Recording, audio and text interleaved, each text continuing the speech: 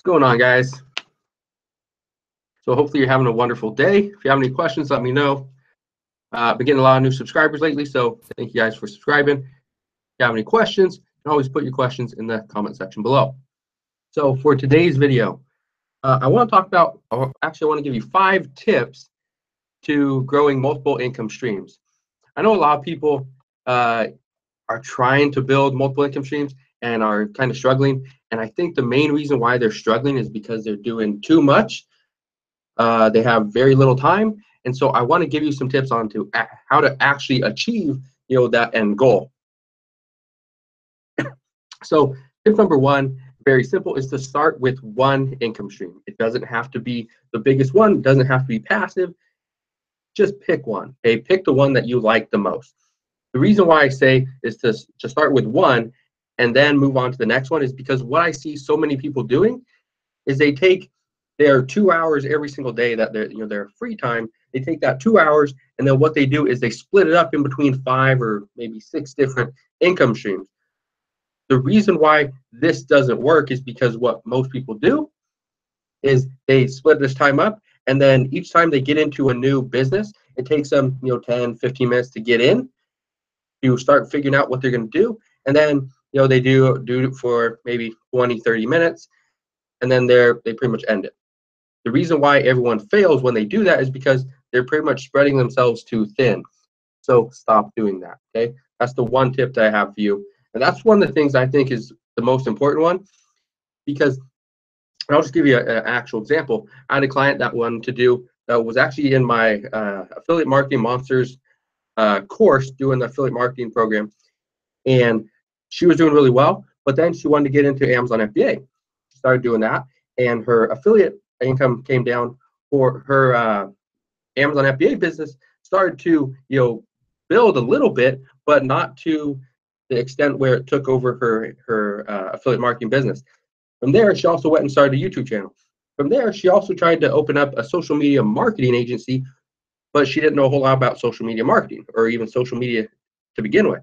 So that's one of the things I see so many people doing, is they're just splitting their time way too thin. So don't do that. Put all your time into one business to start, and then scale from there after it's starting to make a little bit of money every single month.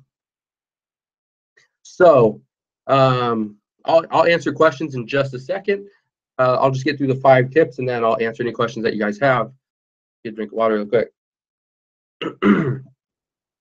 Second tip on growing multiple income streams is to find income opportunities that will complement each other. Okay, again, let me give you another example. Let's say you're doing affiliate marketing. What would go well with affiliate marketing?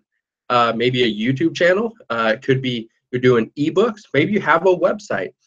Maybe you have a Facebook page. Okay, all these things can complement one another. And I say this because if you have an eBay business and you have a 9-to-5 job, those things don't really complement each other, do they? No. So if you guys have any jobs or any online businesses that you're currently running right now, what is it and what are you trying to do to complement that business to create additional income streams? Put that in the comment section below. I'd love to hear about it. So if you can find an income opportunity that will complement the one that you currently have, then it works out just fine. You don't have to wait for that first income stream to get up to $1,000 or $10,000 before you start the next one. You can do them, together, but make sure one is your priority, one is your core business, and the other one is just additional. It's your secondary. It's something that you do as more of a hobby business until your first business is making good money, and then you can start putting more money into the second. Tip number 3 is to use profits from business number 1 to help scale business number 2. So let's say you're starting out, you're brand new. I'd recommend, let's say you're making $500 a month from your first business. What I would recommend is to take that $500, if you can, put all $500 back into business number 1. Let's say you can't, or you don't have a need for $500 in your first business. What I'd recommend is you put $300 into business number 1 and the other $200 into business number 2. By doing that, you are giving all the money, all the time, all the effort to business number 1, but at the same time, you're also increasing business number 2 at that same time. So you're kind of seeing growth in both aspects. So it is a little bit harder to do, especially when you're first starting out. You don't know where to put the money, and so I get that. But if you can put all the money you're making from your first business back into your business or businesses, they will both grow. You'll see a huge increase in business and in growth, over time. Especially you do that, for 6 months, maybe a year, 2 years, maybe. If you can do that for 2 years, I guarantee you, you're going to see a lot of growth in your business. Tip number 4 is to never fully rely on an automated business. Okay. And also to hire the right people to help you run this business. So let me give you an example. I had a website business, years ago. I still have websites, but I had a bunch of websites, and I pretty much put all of those. They were pretty much all automated. All the content was coming in, all the writing was being done, everything was just being automated, and I thought it was going good. Well, then when I go back to check, it's not. So what I recommend is to run your business like the CEO and not as the shareholder. So let me kind of explain what that means. If you run your business as the CEO, you are kind of intermixed on the day-to-day operations of that entire business. If you are running it as a shareholder, then you only get updated as need be. So maybe every month, every quarter, maybe once a year, whatever it is, you're not being updated. You're not being told how this business is running on a day-to-day or a week-to-week basis. So you're just being the shareholder. Don't be the shareholder, be the CEO. And tip number 5 on growing multiple income streams is to put in the work early on. Okay, let me explain. So one of the things that I did early on was I started to create websites. They were doing really well, so I created more and more websites. I put in a lot of work. I put in a lot of money, invested a lot of time, and it really took off. It really grew. That's what I recommend. Don't wait. Let's say you're making $500 or $1,000 every single month. Don't wait till a year has passed and you have $12,000 sitting in the bank. What you need to do is start putting that money back in. Invest back into your business.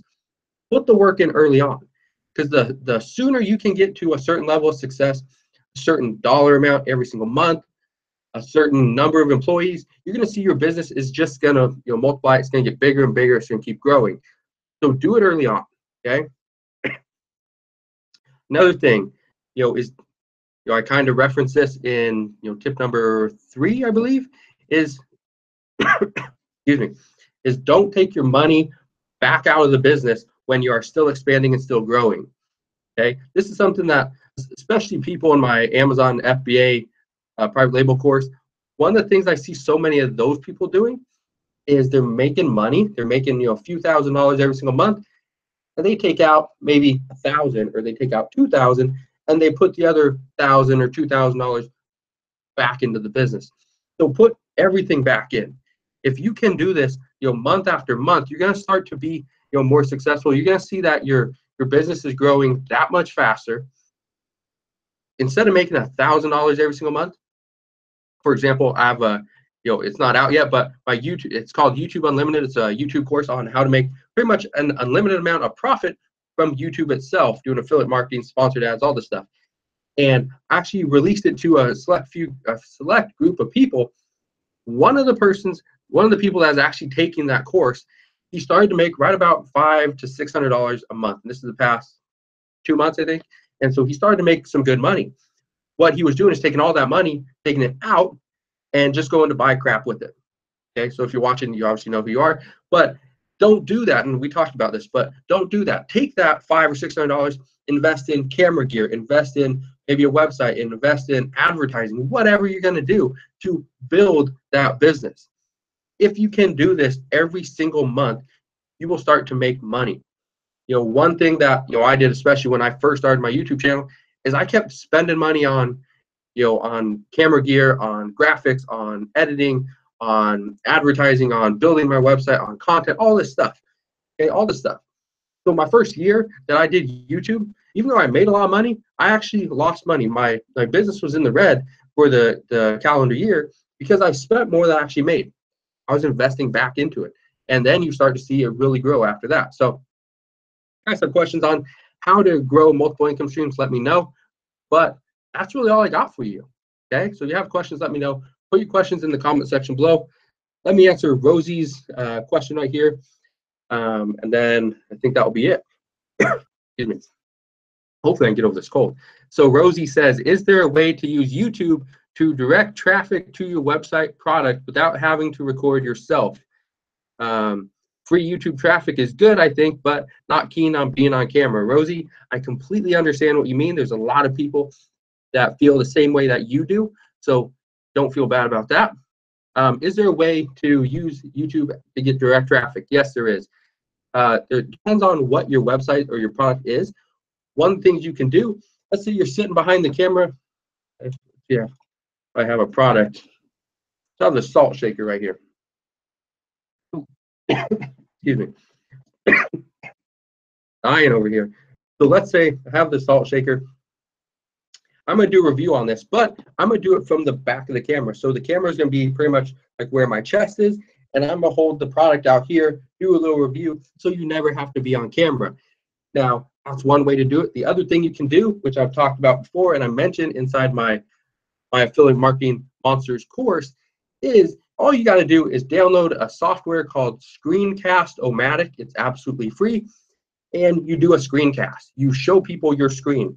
So if you've watched either of my last 2 videos that I released this week, both of those videos, I believe, are screencasts or screenshots.